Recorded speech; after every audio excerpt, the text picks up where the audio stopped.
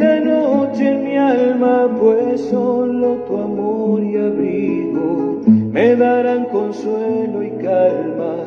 Sopla, Señor, sopla fuerte, envuélveme con tu brisa y en tu espíritu renovame. Hazme libre en tu sonrisa, a pesar de mis caídas, hazme fiel a tus promesas. Sopla, Señor, en mi vida y arráncame esta tristeza. Sopla, sopla, Señor, tu grandeza, sopla. Hazme fiel en mi pobreza, sopla.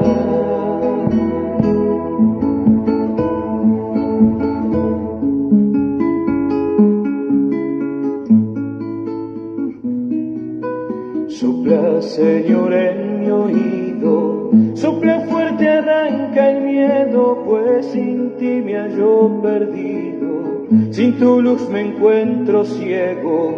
Sopla, Señor, haz de viento y bautízame en tu nombre, llámame a servir, Maestro, hazme fiel entre los hombres.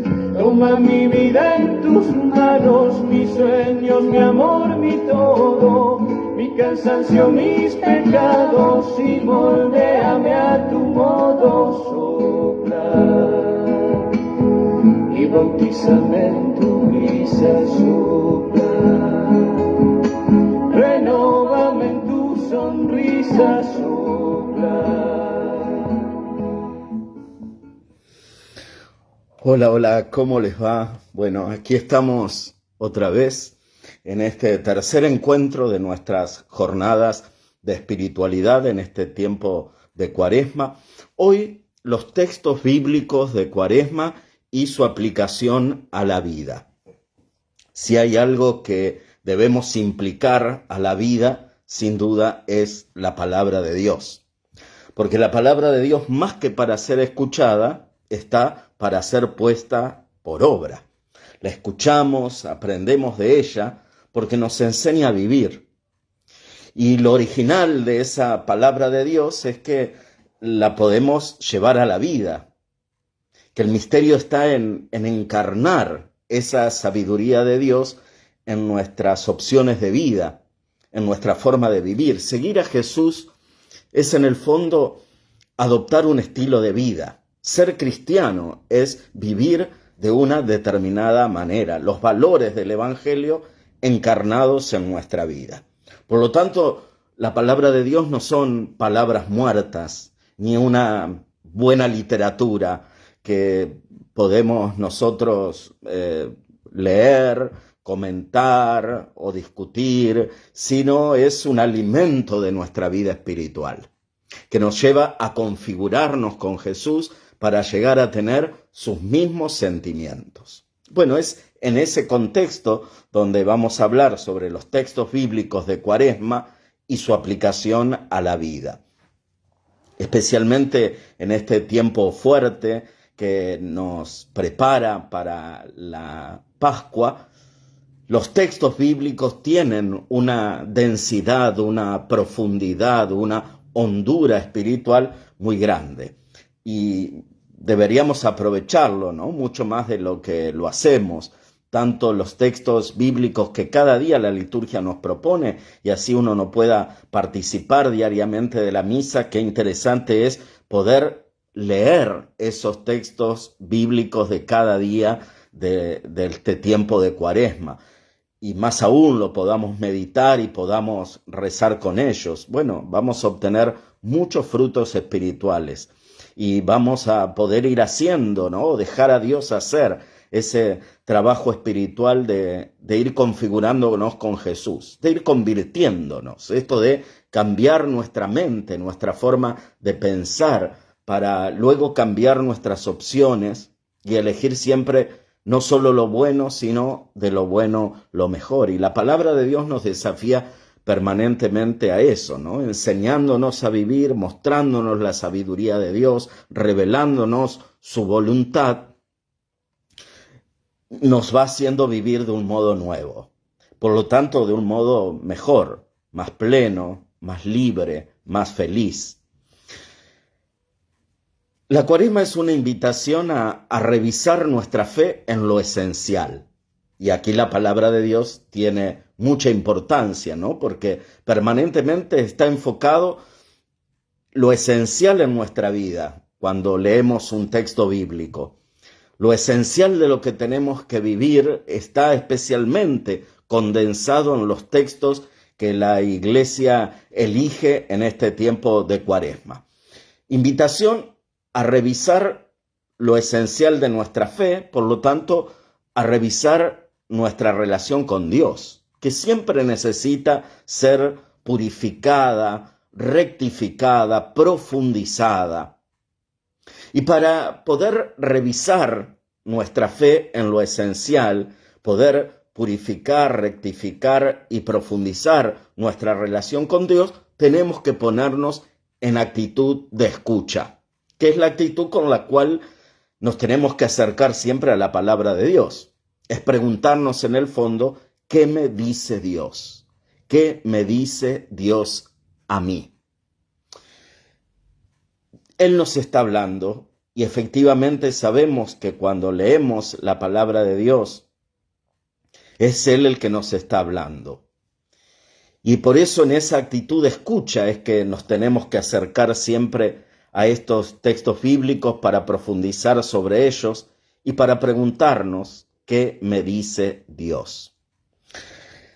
Para este tiempo de la Cuaresma, los textos bíblicos han sido especialmente seleccionados para ayudarnos a vivir este tiempo de conversión y para prepararnos a celebrar la Pascua, para que esta no sea solamente una fiesta que celebramos, sino una experiencia espiritual, una experiencia de vida nueva, de un cambio verdadero en nuestra vida. Aunque ese cambio siempre exija un proceso, ¿no?, que dura quizás mucho más que los 40 días de la Cuaresma.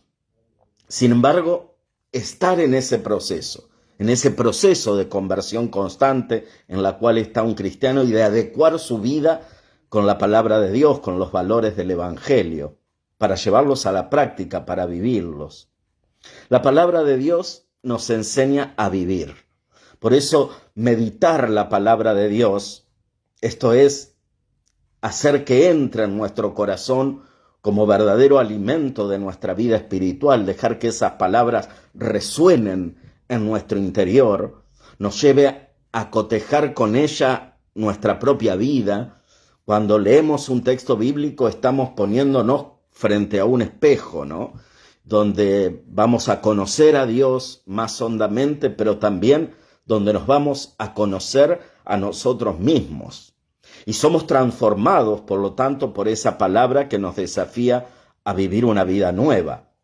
Meditar la palabra de Dios produce transformación interior, sabiduría, guía, fortalece la fe, es consuelo a la vez en las dificultades, porque siempre la palabra de Dios vendrá a revelarnos el amor que Dios nos tiene. Es como una carta de amor que Dios nos ha dejado. Por eso siempre será fuente de consuelo, incluso cuando nos está mostrando nuestra falta, nuestros pecados, nuestras equivocaciones y la necesidad urgente que tenemos de convertirnos. Pero siempre nos mostrará ese amor y esa misericordia de Dios que espera, que tiene paciencia, que nos educa, que hace que aprendamos de los errores, que nos muestra siempre que hay posibilidades de vida nueva para que nunca nuestras faltas, nuestras imperfecciones o limitaciones nos quiten la esperanza de que la vida puede ser más plena y feliz si dejamos que Él actúe en nuestra vida. Meditar la palabra de Dios nos hace reflexionar, por lo tanto, sobre nuestras actitudes, nos muestra lo que hay en nuestro corazón, lo que hay también en nuestros pensamientos, nos ayuda a discernir sobre nuestras decisiones, nos acerca a Jesús, nos hace escuchar su voz para seguirlo, así como las ovejas siguen al pastor porque reconocen su voz, reconocen el sonido de su silbido, también nosotros en esta asiduidad, en este contacto asiduo con la palabra de Dios, vamos reconociendo su voz. Y no dejarnos engañar, ¿no? por otras voces que pueden ser muy seductoras, pero que no vienen de Dios, ¿no? En ese discernimiento podemos ver qué cosas son del buen espíritu o del mal espíritu. La asiduidad de este contacto con la palabra, este alimento permanente de nuestro espíritu, nos ayuda a eso. La palabra de Dios es espíritu y vida. Leemos en Juan 6:63. La palabra de Dios es espíritu y vida. Por lo tanto, la Biblia es una fuente de vitalidad, de fortalecimiento de los creyentes en su andar cotidiano. Leemos un pequeño texto que es muy, muy rico y que deberíamos recordar siempre, del apóstol Santiago, de este libro del Nuevo Testamento, Santiago 1, del 19 al 25. Y en referencia a la necesidad de practicar la palabra de Dios, nos dice: tengan bien presente, hermanos muy queridos, que debemos estar dispuestos a escuchar y ser lentos para hablar y para enojarnos. La ira del hombre nunca realiza la justicia de Dios. Dejen de lado entonces toda impureza y todo resto de maldad y reciban con docilidad la palabra sembrada en ustedes, que es capaz de salvarlos. Pongan en práctica la palabra y no se contenten solo con oírla de manera que se engañen a ustedes mismos. El que oye la palabra y no la practica se parece a un hombre que se mira en el espejo, pero enseguida se va y se olvida de cómo es. En cambio, el que considera atentamente la ley perfecta que nos hace libres y se aficiona a ella, no como un oyente distraído, sino como un verdadero cumplidor de la ley, será feliz al practicarla. Bueno, hermoso texto de la palabra, ¿no? Que nos invita a poner en práctica la palabra de Dios y a no acercarnos a ella como oyentes olvidadizos, porque el que la escucha y luego se olvida de lo que esa palabra me ha dicho, lo que me ha resonado en mí, lo que me ha tocado, lo que me ha conmovido, aquello que me ha invitado a cambiar, y luego me voy y lo olvido, dice, es como aquel que se mira en el espejo y cuando se va se olvida de cómo es, ¿no? Un hermoso ejemplo, ¿no? Para que la palabra de Dios esté presente en nuestra vida cotidiana, para que eso que escuchamos, que meditamos, que nos ha tocado, lo podamos realmente vivir, poner en práctica, llevarlo a la vida. La Iglesia nos invita en Cuaresma a unirnos al misterio de Jesús en el desierto. Y con este texto bíblico comenzábamos el tiempo de la Cuaresma. En el primer domingo de Cuaresma leemos las tentaciones de Jesús en el desierto, porque, como decíamos, la Iglesia nos invita en este tiempo a unirnos al misterio de Jesús en el desierto. Jesús fue llevado por el Espíritu al desierto, donde ayunó 40 días. Detengámonos en esta oración. Jesús fue llevado por el Espíritu. Por lo tanto, para vivir estos 40 días de preparación para la Pascua, la Cuaresma, que recibe este nombre precisamente porque el tiempo cronológico, o sea, los días que componen este tiempo de Cuaresma son 40. Cuaresma viene de 40.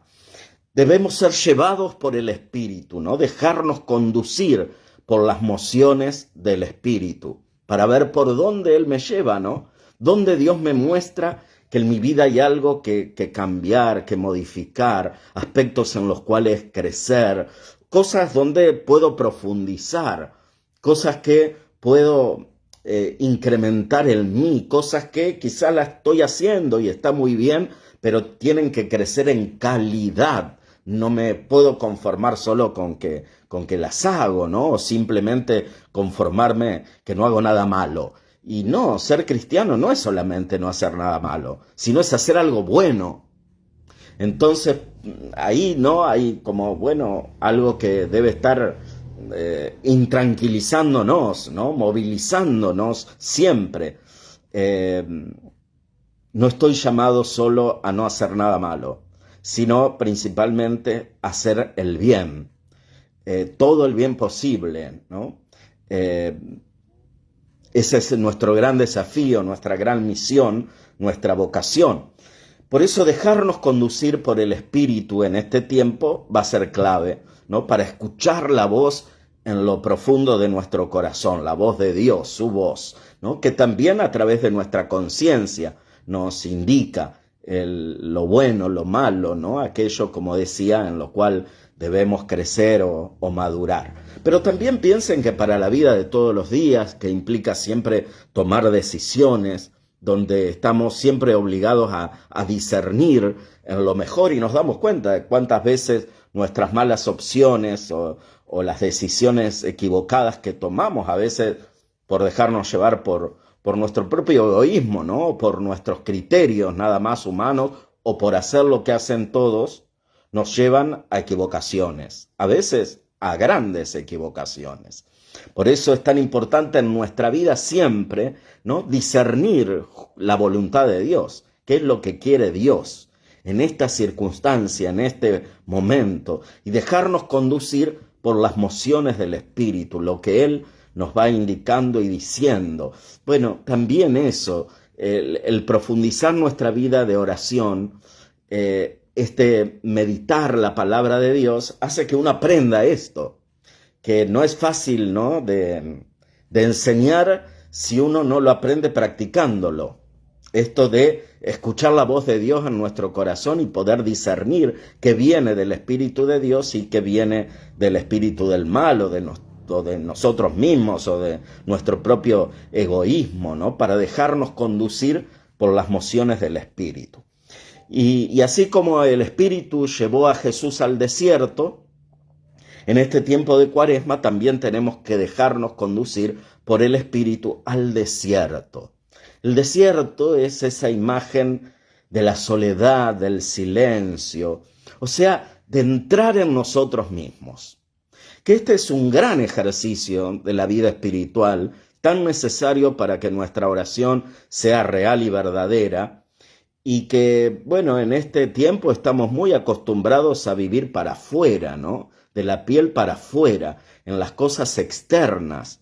Estamos muy metidos, ¿no? En las cosas superficiales, como todo nos invita a vivir aturdidos, más que en quietud y en silencio. Todo nos invita a vivir apurados, estresados, ¿no? Con miles de obligaciones, de cosas, y los momentos que tenemos donde no hacemos nada, bueno, está toda la gama, ¿no? de diversiones para que uno siga, ¿no? También en ese mismo clima de aturdimiento, de aceleración y de estrés incluso, ¿no? Fíjense, ¿no? Qué paradójico que los momentos de distracción, de diversión, también estén en el marco de algo que estresa, cuando en realidad esos momentos deberían ayudarnos a la paz del corazón, ¿no? A eso que trae nuevamente el equilibrio emocional, psíquico, espiritual, que las cosas de la vida lo alteran o lo modifican.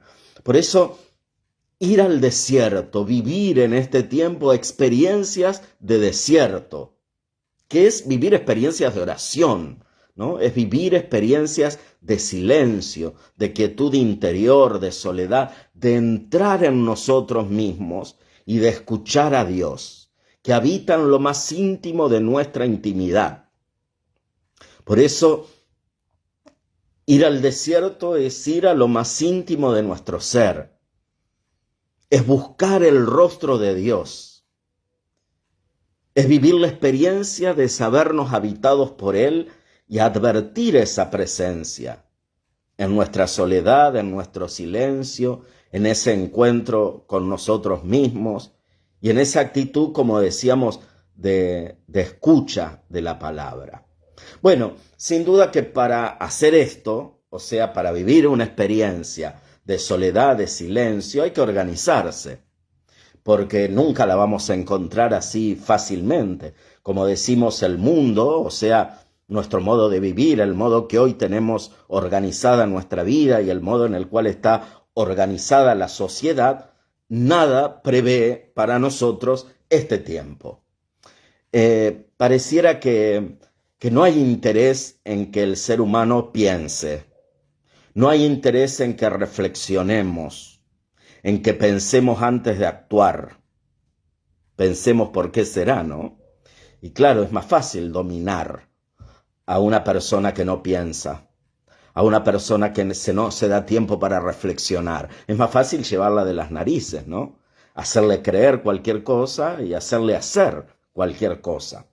Por eso, bueno, para ser libres necesitamos vivir estas experiencias de reflexión, de silencio interior, de parar. También por nuestra salud física incluso, ¿no?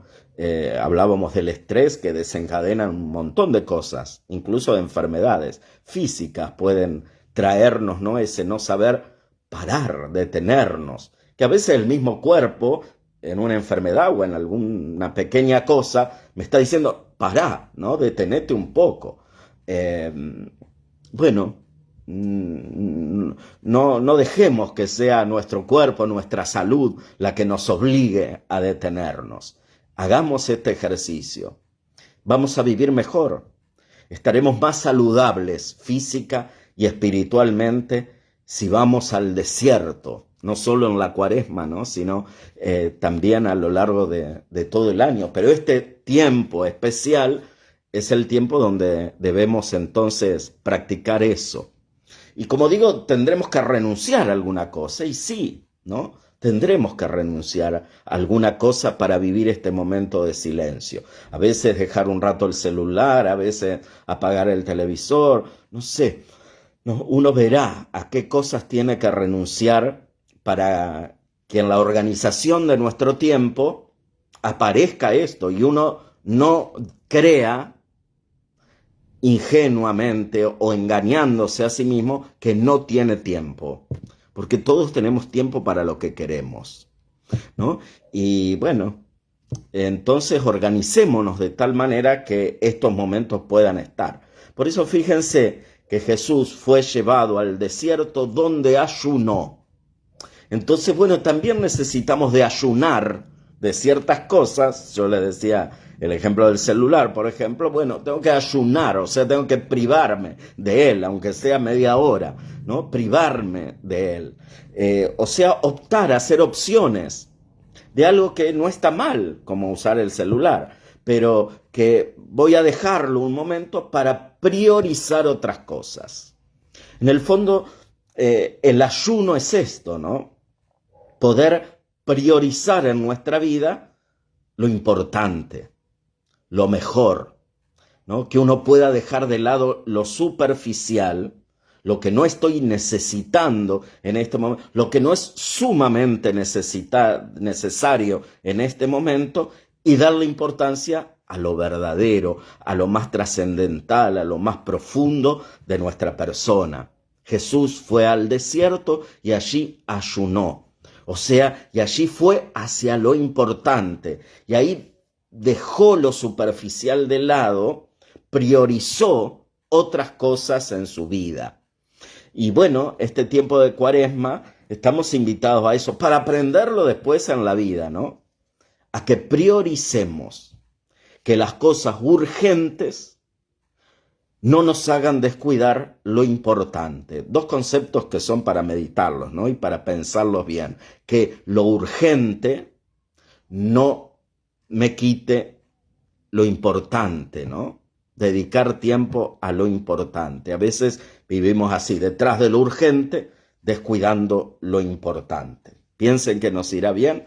Sin duda que no, ¿no? Y es por eso que estamos invitados a vivir esto, ¿no? A la importancia del crecimiento interior, el crecimiento de nuestra vida espiritual. ¿no? Como digo, de esa realidad del ser humano que en nuestra cultura occidental se ha descuidado tanto.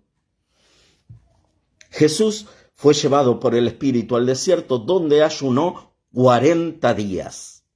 Bueno, nos detenemos en este número. Ustedes saben que los números en la Biblia son simbólicos, o sea, tienen un significado más profundo que la simple medición de alguna cosa, como en este caso de los días en los cuales Jesús estuvo en el desierto. Bueno, nos detenemos en el número 40, que aparece muchas veces en la Biblia. Más de 100 veces en la Biblia aparece el número 40 y representa el 40 el cambio. Fíjense qué significativo, ¿no? Para el tiempo de la Cuaresma, que es un tiempo que nos invita a la conversión. 40 días. El 40 representa en la Biblia el cambio. Es el tiempo en que la tierra se purificó con el diluvio. Los 40 días y las 40 noches que llovieron, ¿no? O sea, hubo un cambio en la tierra purificada por aquel diluvio para tener luego una tierra nueva. El 40 también, el tiempo de purificación que tuvo el pueblo de Israel para encontrar la tierra prometida. Es el tiempo de prueba de Jesús en el desierto para comenzar su vida pública. Entonces, bueno, el 40 tiene todo este significado. Quedémonos con lo que representa para la Biblia el número 40, que es cambio. Por lo tanto, estos 40 días de Cuaresma tienen que significar para mí un cambio. Vamos a ver luego en los textos a qué cambio se refieren, ¿no? Bueno, tiempo de cambio, de purificación, de prueba, un cambio de juicio. Allí Jesús vence en el desierto y en Él nosotros también somos vencedores. Él es nuestro auxilio, nuestro ejemplo para los momentos de tentación.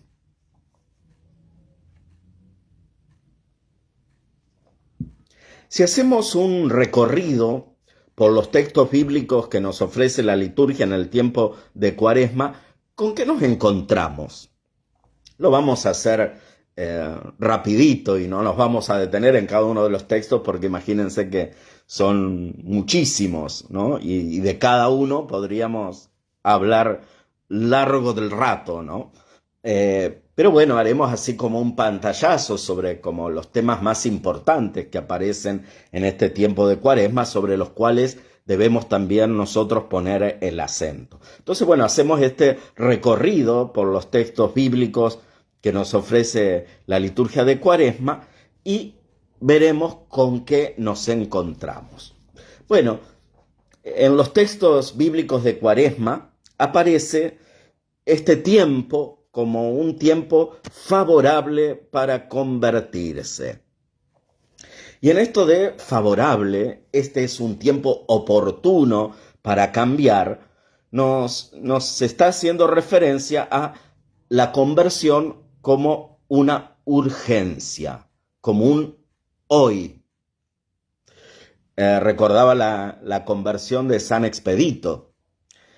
San Expedito, que era un soldado romano, ¿no? Y bueno, tiene un encuentro con Dios y él lo vive así, ¿no? Como que ese cambio de vida era hoy.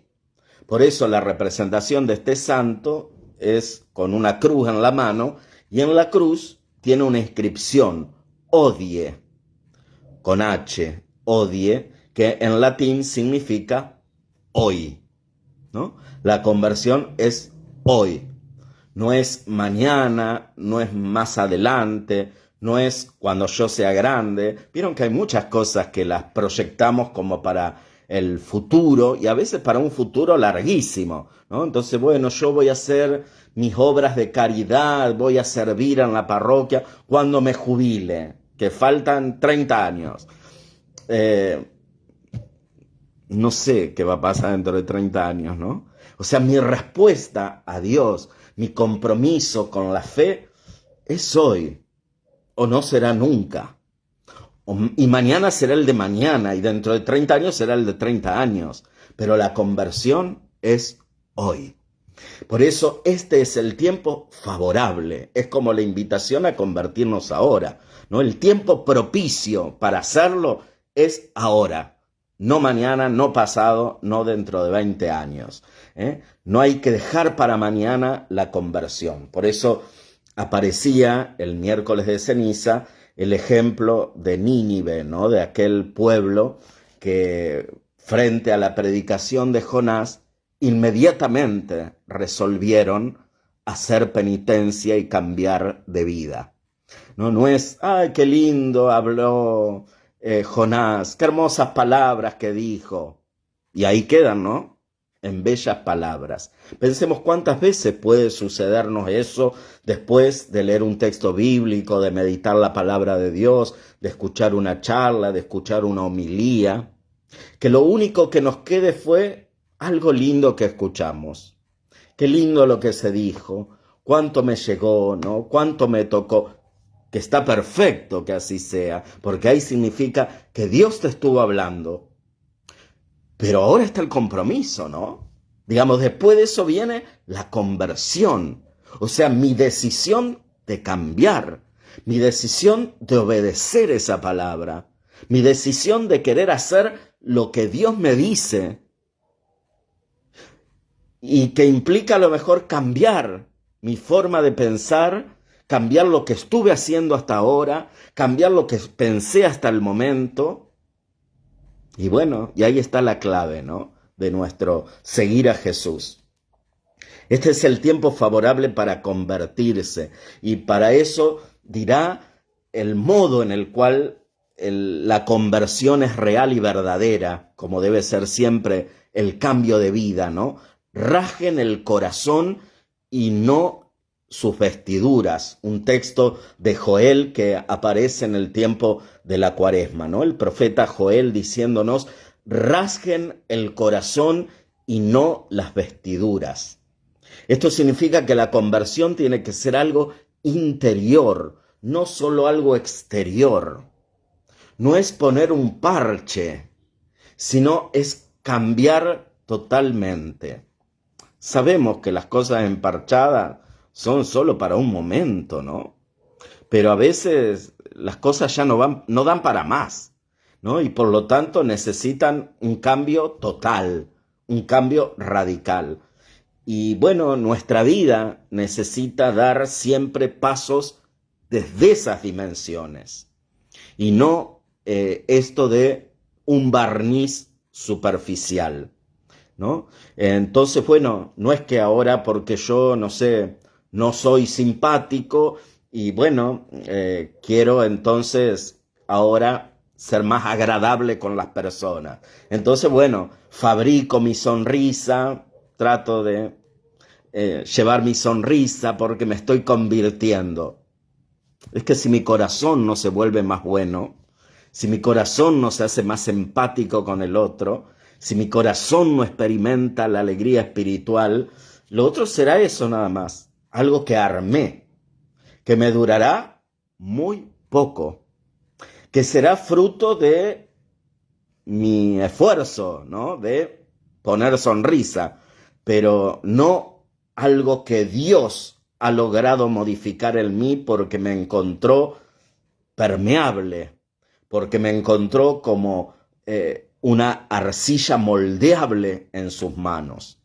Por eso la conversión real y verdadera es una conversión interior, que el corazón cambia para que cambien las actitudes. Por lo tanto, la conversión no son simples cambios de actitudes, es un cambio de mentalidad y un cambio de corazón que se verán en las acciones. Entonces, cuando decimos tengo que convertirme, no pensemos en que tengo que cambiar simplemente cosas externas, actitudes externas.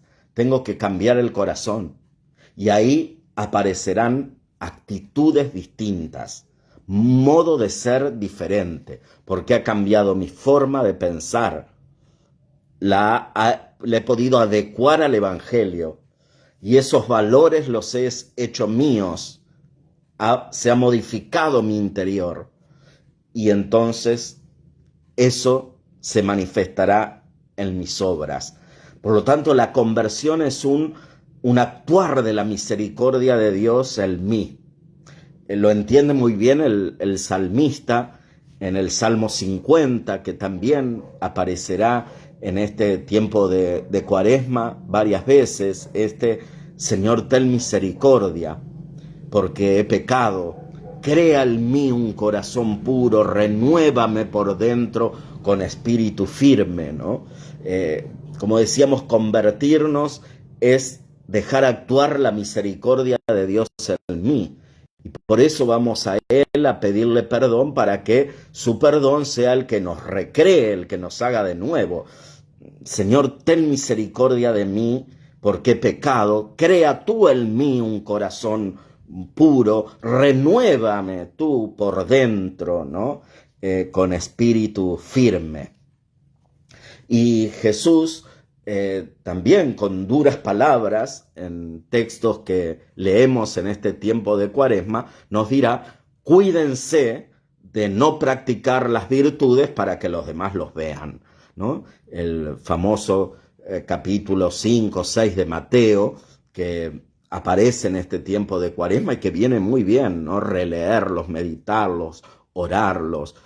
Cuídense de no practicar las virtudes para ser vistos por los demás. Entonces, bueno, ven este contexto de conversión, palabra que escuchamos mucho en el tiempo de la Cuaresma, ya desde el miércoles de ceniza, cuando al imponer la ceniza en nuestra frente, una de las fórmulas que utiliza el ministro para hacerlo, nos dice: conviértete y cree en el Evangelio, conviértete. Que fue el primer llamado de Jesús a la predicación. Jesús predicó el Evangelio invitando a la conversión. Bueno, en este recorrido que estamos haciendo por los textos de la Cuaresma aparece esto de elegir entre el bien y el mal, elegir entre la vida o la muerte, porque de eso dependen nuestras opciones de vida, que son ejercicio de nuestra libertad. Dios nos hizo libres y por lo tanto pone frente a nosotros la bendición y la maldición, el bien y el mal, la vida y la muerte, y en nosotros desde nuestra libertad necesitamos discernir, hacer opciones de vida y elegir bien, porque están luego las consecuencias positivas o negativas de las elecciones que hacemos. Y nos daremos cuenta de que no siempre en nuestra vida todo es blanco-negro, bien o mal. Es que somos una mezcla de todo eso, ¿no? Somos trigo y cizaña, somos un campo con trigo y cizaña. Por lo tanto, nunca puedo decir que estoy totalmente liberado del mal. Nunca puedo, sino más bien tengo que ver dónde está ese mal. Pero ya se lo supone. Y soy muy necio, ¿no? Si yo ya no lo supongo. Pasa como cuando hay que hacer un examen de conciencia porque uno se quiere ir a confesar. Por ejemplo, uno no tiene que preguntarse: ¿soy soberbio o no soy soberbio? No, yo ya lo tengo que suponer, porque piensen que está en nuestra raíz herida por el pecado. Estamos atravesados por la soberbia. Todo pecado, en el fondo, es un pecado de soberbia, porque en lugar de hacer lo que Dios quiere, yo caprichosamente quise hacer lo que yo quiero. O sea, yo me creo más sabio que Dios, porque Él me dice esto no lo haga y yo digo que sí. Por lo tanto, ya eso es un acto de soberbia. Digo, cuando tenemos que examinar nuestra conciencia, no tengo que preguntarme: ¿fui soberbio o no fui soberbio? Lo que tengo que preguntarme es: ¿en qué actitudes apareció en mí la soberbia? ¿En qué palabras, en qué expresiones, en qué actitudes, en qué gestos afloró la soberbia que hay en mí?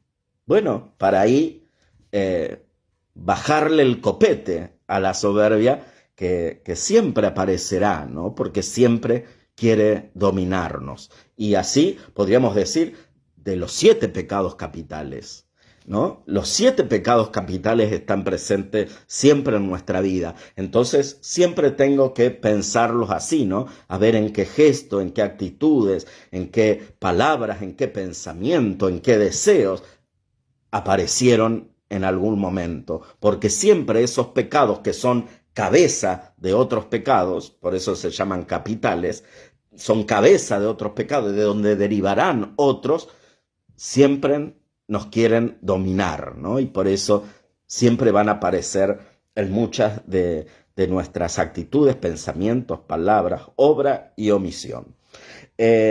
Bueno, y ahí descubriremos muchas veces que hay que volver a empezar, que hay que tirar las cartas de nuevo, ¿no?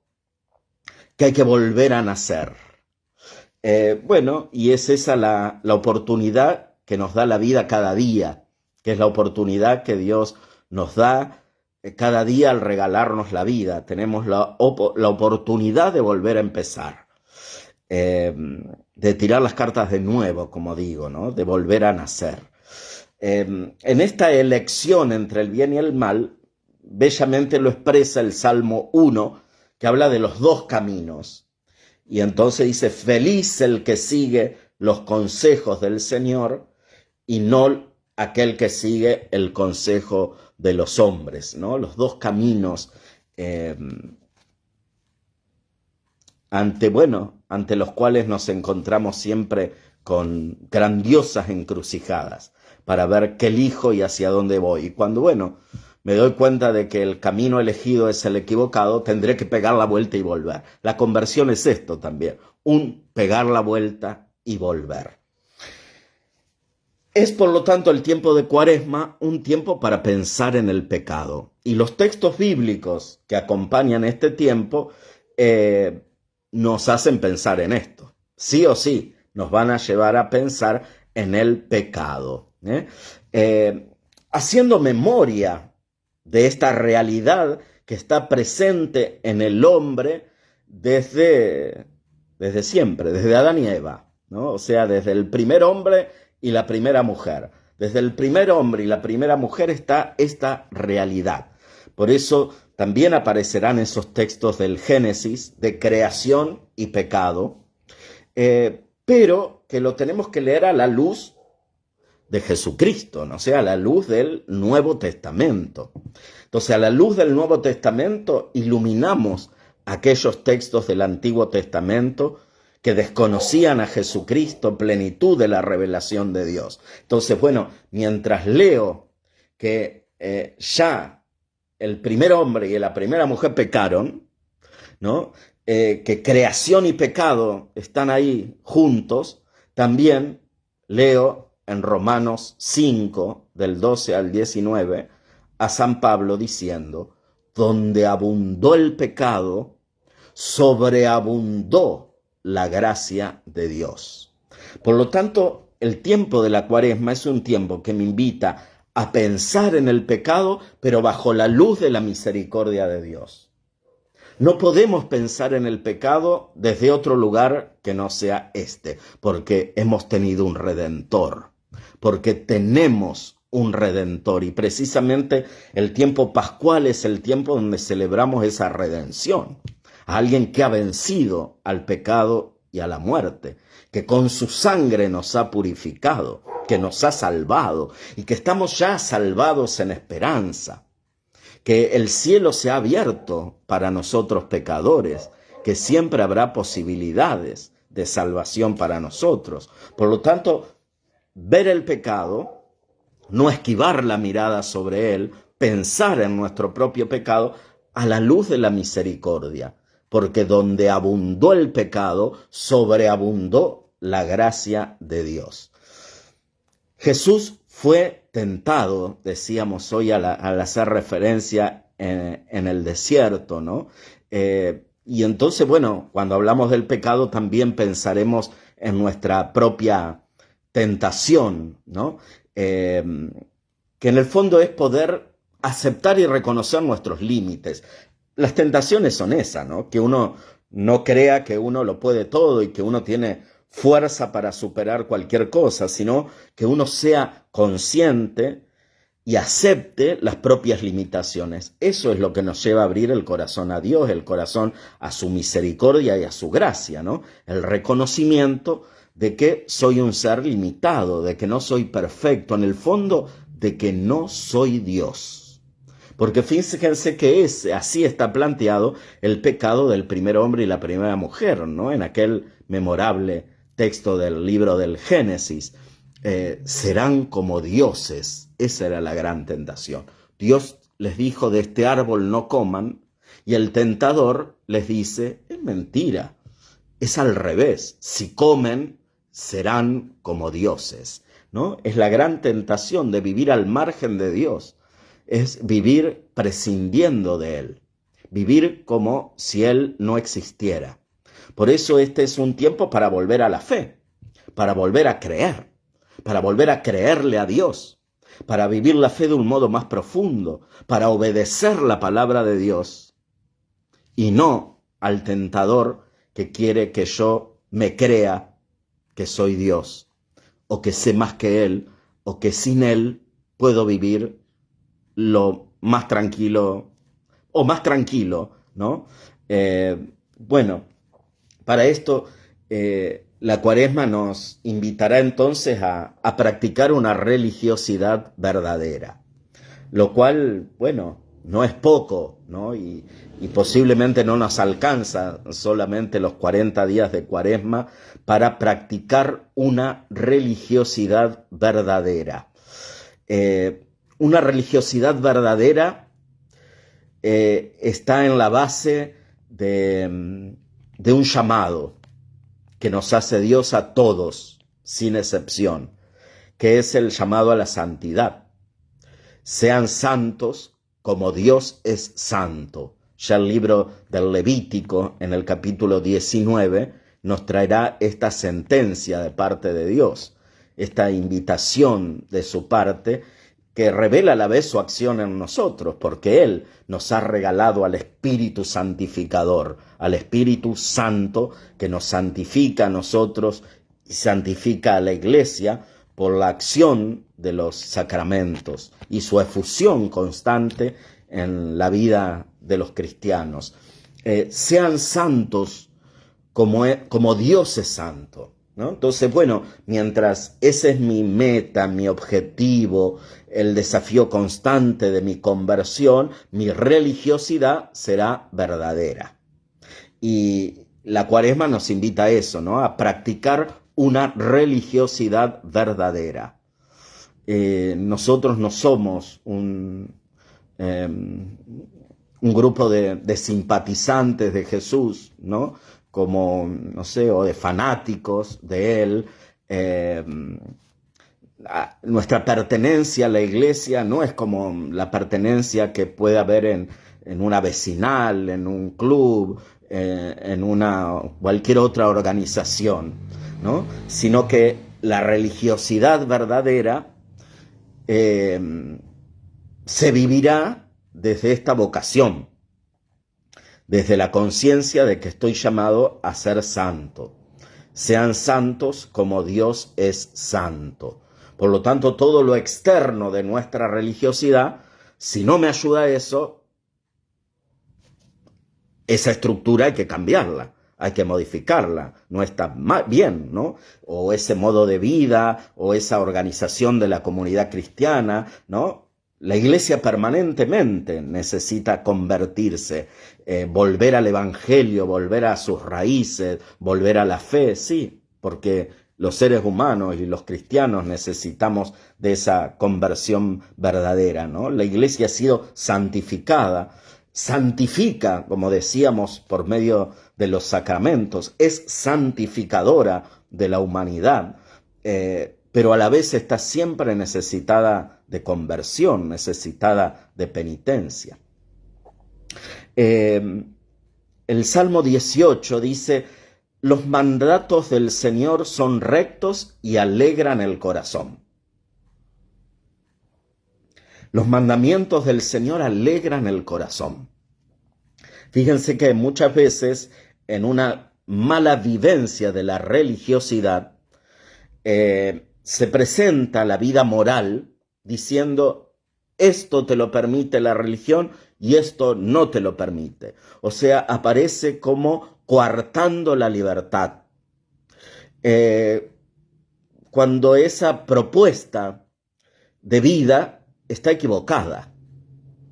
La propuesta de vida de Jesús, la propuesta de vida del Evangelio y de la Biblia en general, porque lo que estamos leyendo es del Salmo 18, los salmos son del Antiguo Testamento, o sea, son antes de Cristo, mucho antes de Cristo. Los mandatos del Señor son rectos y alegran el corazón. Por lo tanto, llevan a descubrir la belleza del bien. O sea, yo no tengo que ser bueno simplemente porque está mandado serlo. O sea, estoy obligado a hacer el bien. Sino que tengo que descubrir la belleza de hacer el bien. Leíamos del apóstol Santiago que practican la palabra de Dios porque quien la escucha, ¿no? como un oyente atento, será feliz al practicarla. Será feliz al practicar la palabra de Dios. O sea, nuestro seguimiento de Jesús tiene que darnos felicidad. Si no lo da, estamos viviendo mal nuestra religiosidad. Y claro, ¿a quién vamos a contagiar? Si nuestra vida es una vida de reprimidos, ¿no? De gente que tiene coartada su libertad por todas las cosas que la religión no le permite, ¿no? Está muy bien que no nos sigan, si es eso lo que mostramos y predicamos, porque estaríamos llevando a otros a la perdición y nosotros seríamos ciegos guiando a otros ciegos. Por eso la conversión también tiene que apuntar a esto, ¿no? A que yo descubra la belleza del bien. Por lo tanto, hablar del pecado y de la conversión no es simplemente pensar qué cosas no tengo que hacer, sino descubrir la belleza de hacer y de vivir al modo de Jesús. Lo pleno y feliz que puede hacerme ese estilo de vida. Bueno, eso lo tengo que experimentar. De ahí que la verdadera religiosidad no será un mero cumplimiento de cosas, sino será amor verdadero. Porque me he sentido amado, porque he sido seducido por el amor, porque me he encontrado con Jesucristo, es que ahora quiero vivir en plenitud, ¿no? Mi respuesta de amor hacia Él. Con lo cual renunciaré a un montón de cosas. Diré que no a un montón de cosas, pero dirá San Pablo, pero las considero basura frente a Cristo, ¿no? Que a lo mejor para el mundo es importantísimo eso y les hace recontra feliz, y para mí es una basura en comparación con lo que me he encontrado, ¿no? He encontrado el tesoro escondido en el campo, por el cual vale la pena dejarlo todo. Bueno, esa es la experiencia religiosa que estamos llamados a tener. Esa es la experiencia religiosa que estamos llamados a vivir. Y de ahí derivará en que la caridad será la característica de nuestro ser religiosos. La caridad. Fíjense que aquí también no hay algo totalmente tan desvirtuado que si uno le pregunta a una persona que no es católica, que no viene a la iglesia, cualquier persona, ¿no? ¿Cómo identificarías a un católico? Y bueno, posiblemente dirá, bueno, una persona que lleva a lo mejor un rosario colgado, que tiene estampitas en la billetera, que va a misa los domingos, ¿no? Difícilmente diga, no, sí, se reconoce a un católico porque perdona siempre, porque es solidario con los demás, porque da lo que no tiene para ayudar al necesitado, porque está comprometido en bien del mundo, de la sociedad, porque ama a Jesucristo, pero lo comunica con su testimonio, de alegría, de gozo, ¿no? Porque no se queja de lo que tiene. Bueno, no se nos identifica así. ¿Qué significa eso?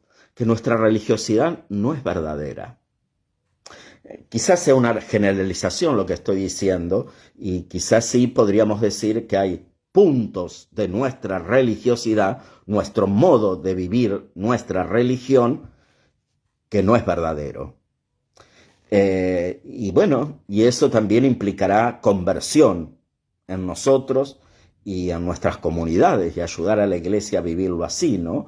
Porque, como digo, una característica de una religiosidad verdadera será el amor al prójimo. Mateo 25 aparecerá también en este tiempo esto de: vengan a mí, benditos de mi Padre, porque tuve hambre y me dieron de comer, tuve sed y me dieron de beber, estaba preso, enfermo, me visitaron. ¿Cuándo, Señor?, le dirán los justos, te hicimos eso? ¿Cuándo te vimos con hambre, con sed? ¿Cuándo te vimos desnudo y te vestimos, o enfermo, preso y te visitamos? Cada vez que lo hicieron con el más pequeño de mis hermanos, lo hicieron conmigo, les dirá el Señor, y estos irán a la vida eterna. La caridad, ¿no?, como una característica del cristiano, ¿no? La caridad como lo que muestra una verdadera religiosidad. ¿Quién es recatólico? ¿Quién es verdaderamente un católico practicante? Un católico practicante es el que practica la caridad evangélica. Ese es un católico practicante. Lo otro es falsedad, mentira y fariseísmo. Un católico practicante es este, ¿no? Que claro, para vivir la caridad evangélica tendrá que ir a misa siempre, porque la Eucaristía alimenta nuestra caridad, ¿no? Que si no la alimenta, bueno, tendrá que ser más sincero, más profundo, más verdadero también nuestro culto, ¿no? Nuestro modo de celebrar. Siempre todo eso es necesario cuestionarlo para volverlo a la esencia del Evangelio, para volverlo a la raíz de lo que Jesús ha enseñado. Bueno, esto puede ser difícil, sin duda, muy, pero Jesús nos ha dicho: pidan, llamen, busquen. Porque si piden, se les dará; si llaman, se les abrirá; si buscan, encontrarán. Mateo 7, del 7 al 12. Y por eso es una invitación también a la oración, que es la que va transformando nuestro corazón. Y este tiempo es un tiempo para pensar en la cantidad de nuestra oración, pero también en la calidad de nuestra oración. Es el tiempo de la reconciliación con Dios y con los hermanos. Los textos bíblicos de este tiempo también nos llevarán por ahí, ¿no? Para reconciliarnos con Dios y con los hermanos. Este es el tiempo favorable. Esto no es para dejarlo para mañana, para dentro de un rato, para no sé cuándo, para cuando tenga la oportunidad. No, la reconciliación con Dios y con los hermanos es parte de esa urgente conversión.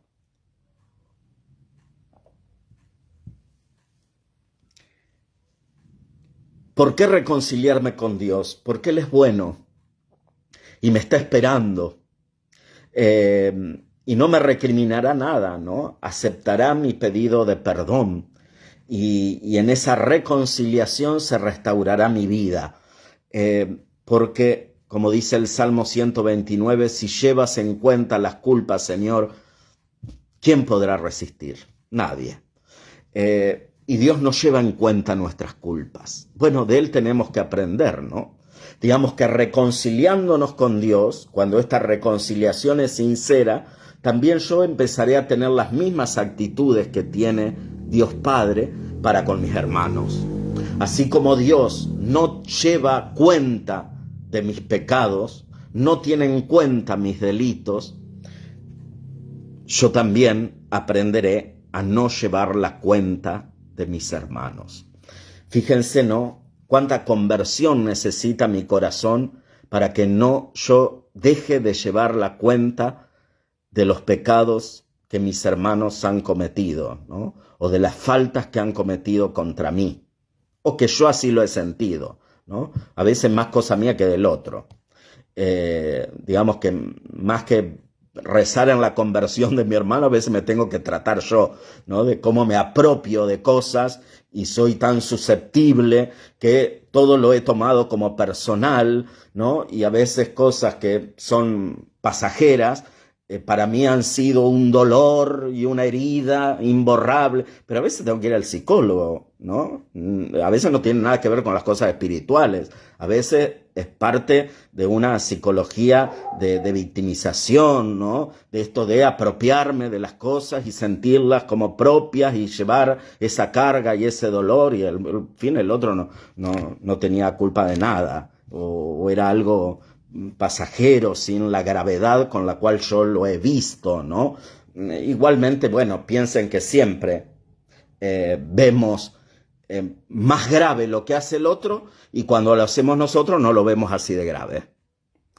Piensen, uno empieza a hablar de alguien, ¿no? Bueno, y habla, dice, bueno, ¿qué digo yo?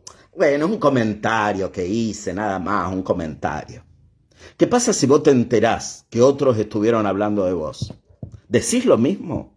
Decís, habrá sido un comentario nomás que hicieron, de corazón, ¿no? No es que lo decís para aparecer como bueno, pero por dentro te revuelven las tripas y el odio de que estuvieron hablando de vos. No lo categorizamos igual, ¿no? El otro habló de mí y es digno de mi odio. Pero cuando yo hablo del otro, es una cosa pasajera que dije. Hipocresía, ¿no? Entonces, bueno, no tengo derecho, ¿no? a reclamarle al otro nada, ¿no? Cuando lo hago, lo tengo justificado como que es nada, ¿no? Es una falta de humildad, de coherencia, de sinceridad tan honda y tan profunda que deberíamos sentir asco de ser así. Y eso exige una conversión real y verdadera de nuestra parte, ¿no? Bueno, este tiempo de la Cuaresma es un tiempo entonces para perdonar como Dios y ser perdonados por Él. Porque la misma medida con que midamos se usará para nosotros. La Cuaresma es tiempo para acompañar a Cristo en su pasión. ¿Podrán beber el cáliz que yo beberé? Les preguntó un día Jesús a dos de sus discípulos en Mateo 20. ¿Podrán beber el cáliz que yo beberé? Y bueno, en este acompañar a Jesús en la pasión, también tendremos que pensar en nuestras propias cruces, en cómo llevamos los dolores de la vida, en cómo cargamos la cruz, ¿no? Contemplar al crucificado para recibir allí fuerza y consuelo para cargar nuestra cruz de cada día y acompañarnos mutuamente a cargar la cruz. Allí estará el mayor signo del amor de Dios hacia nosotros. Por lo tanto, cómo transformar los dolores de la cruz de cada día también en actos de amor a Dios y a los demás. Bueno, esa experiencia del amor de Dios en nuestra vida, tanto en el perdón como en este Señor que me ayuda a cargar la cruz de cada día, de ahí va a brotar mi arrepentimiento, de saberme tan amado por Él, que me perdona y que me sostiene en mi debilidad. Y ese arrepentimiento es el que me hace volver a la casa del Padre. Parábola del hijo pródigo de Lucas 15, ¿no? Volver a la casa del Padre.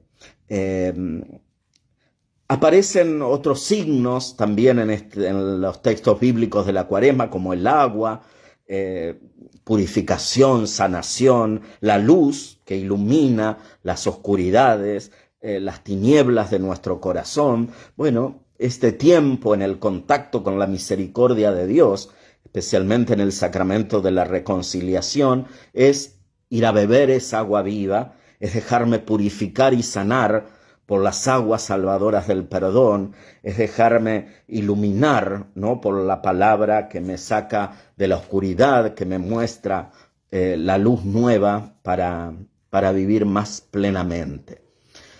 Bueno, desde esa participación en la cruz de Cristo, cargando nuestras propias cruces, podremos ser parte de su Pascua. de esa vida nueva. El profeta Ezequiel nos dirá, ya muy avanzada la Cuaresma y ya llegando a la Semana Santa, les infundiré un espíritu nuevo y revivirán.